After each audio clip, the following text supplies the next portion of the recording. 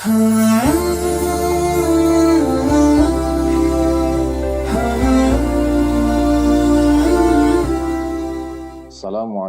warahmatullahi wabarakatuh. Alhamdulillahi rabbil alamin wal aqibatu lil muttaqin wala udwana illa 'alal zalimin.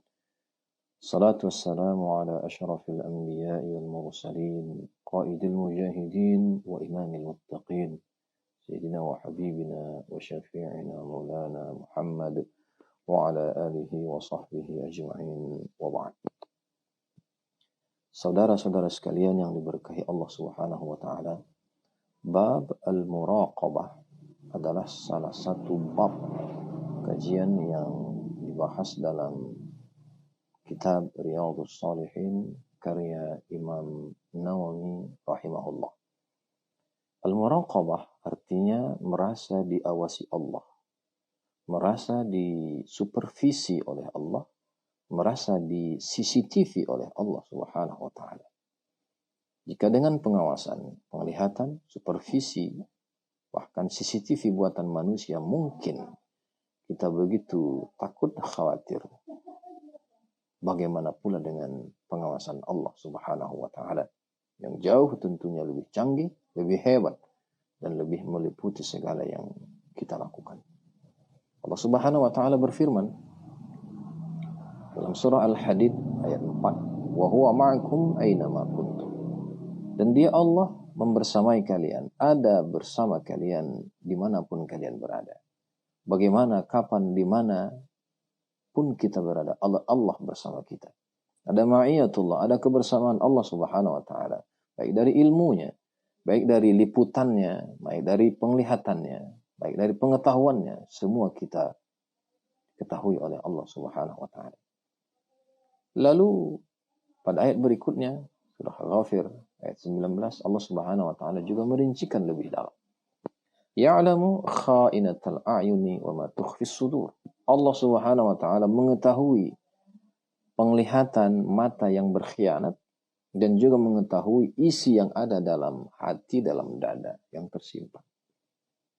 Sedemikian hebatnya pengawasan Allah, muraqabatullah, pengliputan Allah, pengetahuan Allah, sehingga mata yang berkhianat, waliyadzubillah, memandang yang bukan haknya, melihat yang bukan haknya, akan diketahui oleh Allah Subhanahu wa taala. Bahkan apa yang terbersit dalam jiwa, dalam hati kita juga sudah diketahui oleh Allah Subhanahu wa taala. Saudara-saudara sekalian yang diberkahi Allah Subhanahu wa taala, ada satu hadis dari kitab Riyadhus Shalihin yang luar biasa ini. Disadur, diriwayatkan oleh Abu Hurairah radhiyallahu anhu wa radha, tentang kisah 3 orang dari Bani Israel yang sedang diuji oleh Allah Subhanahu wa taala untuk menentukan apakah mereka lulus daripada pengawasan Allah, daripada liputan Allah, daripada CCTV Allah Subhanahu wa taala atau tidak.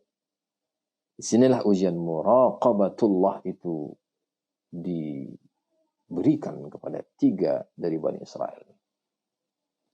Yang pertama, dia punya penyakit al-abras atau penyakit kulit, penyakit kusta.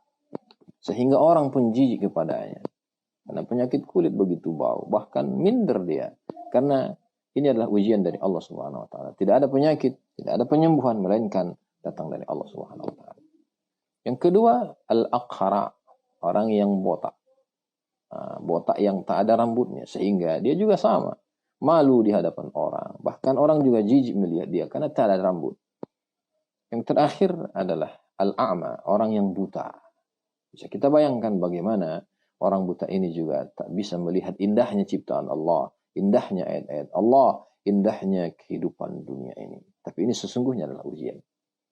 Suatu ketika Allah Subhanahu wa taala mengutus seorang malaikat yang menyerupai seorang laki-laki untuk menguji 3 orang dari Bani Israel ini. Lalu datangilah orang yang pertama, al-abras, yang punya penyakit kulit kusta.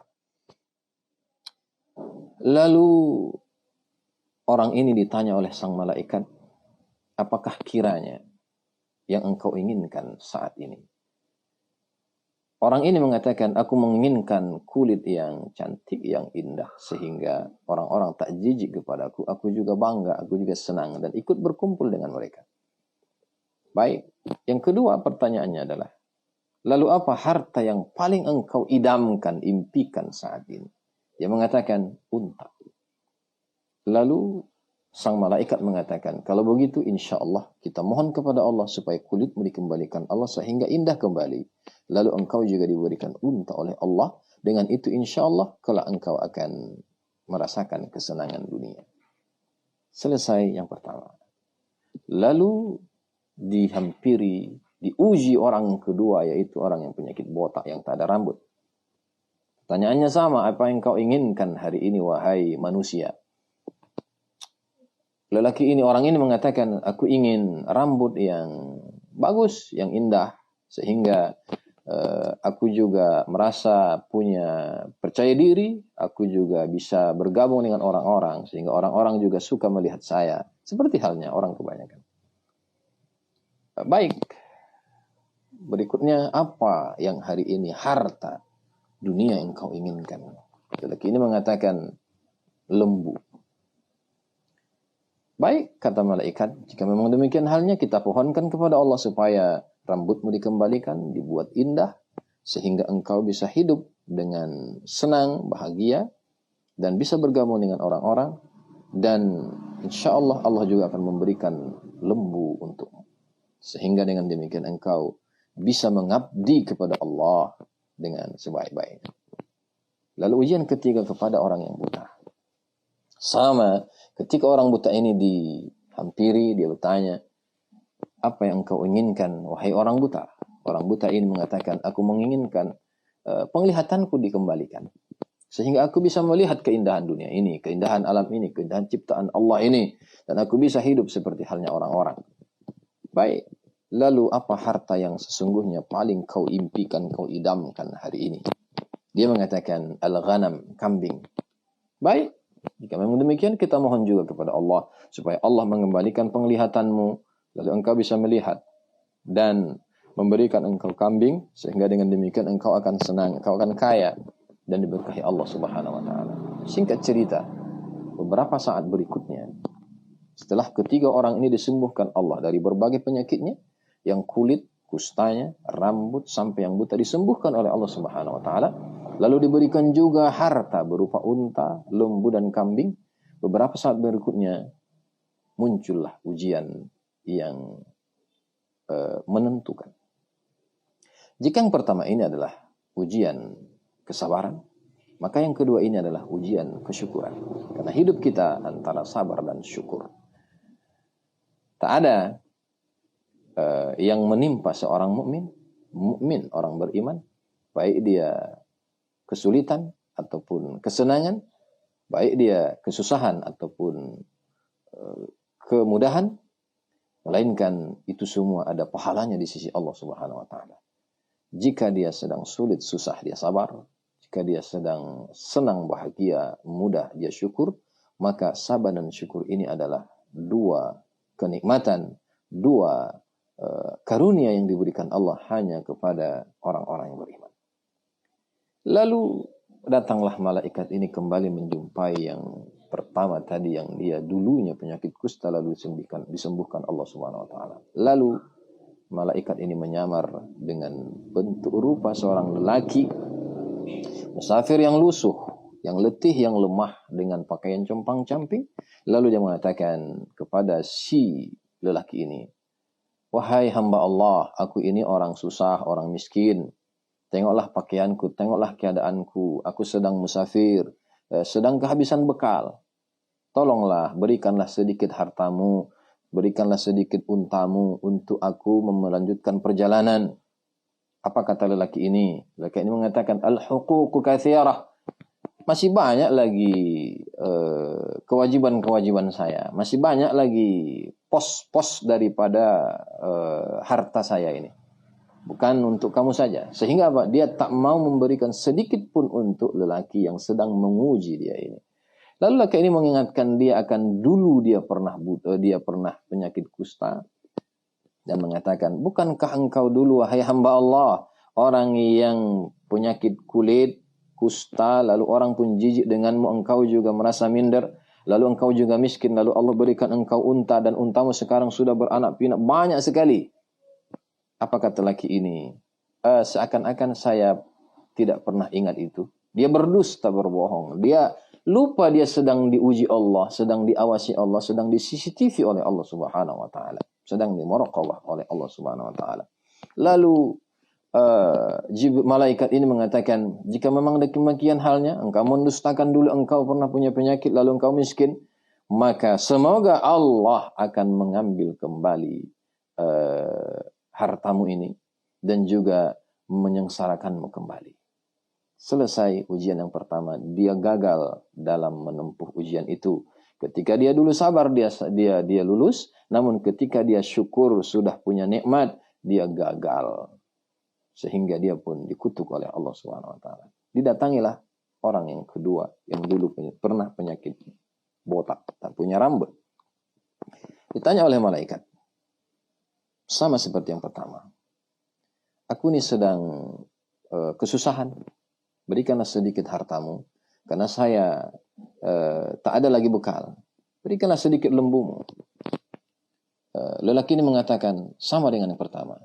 Masih banyak lagi pos yang harus aku tutupi, yang harus aku penuhi. Masih banyak kewajiban untuk aku salurkan daripada harta-hartaku ini. Sama diingatkan dengan yang dulu. Bukankah engkau dulu juga seorang yang botak, tak disukai orang pun jijik, engkau pun tak punya percaya diri, dan kau miskin lalu Allah berikan lembu sehingga lembumu sekarang beranak pinak banyak. Berikanlah sedikit saja. Kata laki ini, aku tak ingat lagi itu. Sama dia dengan yang pertama, dia lupa ketika dia diuji kesyukuran oleh Allah, dia gagal. Dia juga melupakan muraqabah. Ada supervisi, ada CCTV Allah yang melihat dia dulu waktu sulit dan sekarang sedang senang. Sehingga malaikat ini mengatakan, jika demikian halnya Allah akan membinasakanmu dan harta-hartamu semuanya. Allah juga mengutuk lelaki ini karena mereka gagal, dua orang ini gagal dalam memaknai muraqabatullah, memaknai ada pengawasan Allah Subhanahu wa taala dalam setiap gerak-gerik mereka. Terakhir, malaikat ini menghampiri orang yang buta. Lalu dia katakan, saya sedang berpetualang, saya sedang bepergian, saya sudah miskin, kekurangan bekal. Berikanlah sedikit dari kambingmu ini.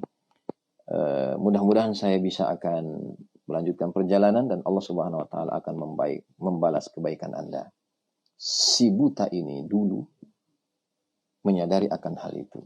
Dan dia juga ketika dia lulus dalam kesabaran dulu, dalam kesyukuran ini dia tetap merasakan ada pengawasan Allah, bahwa ada Allah di sana, sehingga dia harus bersyukur kepada Allah Subhanahu wa taala. Lalu dia katakan kepada malaikat ini, ambillah kambing ini sesukamu, karena dulu pun ini datang dari Allah Subhanahu wa taala. Kalau engkau sekarang mengambil, silahkan saja.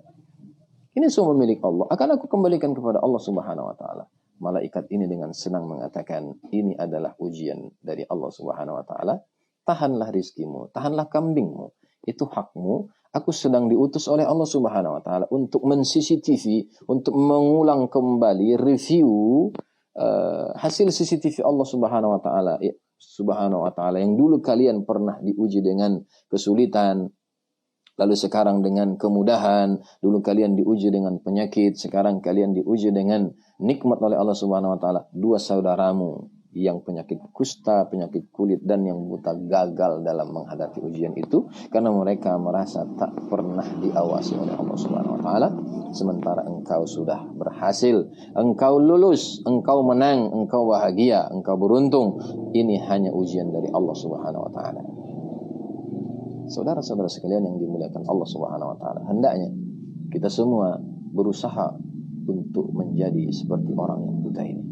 Bahwa bulan suci Ramadan ini sungguhnya mengejawantahkan makna dan hikmah muraqabatullah. Jika yang halal pun kita jauhi selama Ramadan, di siang maupun di malam, maka yang syubhat, apalagi yang haram, harus lebih kita jauhi. Kenapa?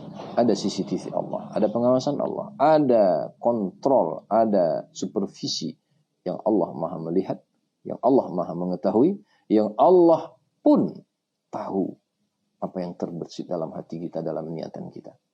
Mudah-mudahan kita semua diberkahi oleh Allah Subhanahu wa taala. Wallahu a'lam bishawab. Wassalamualaikum warahmatullahi wabarakatuh.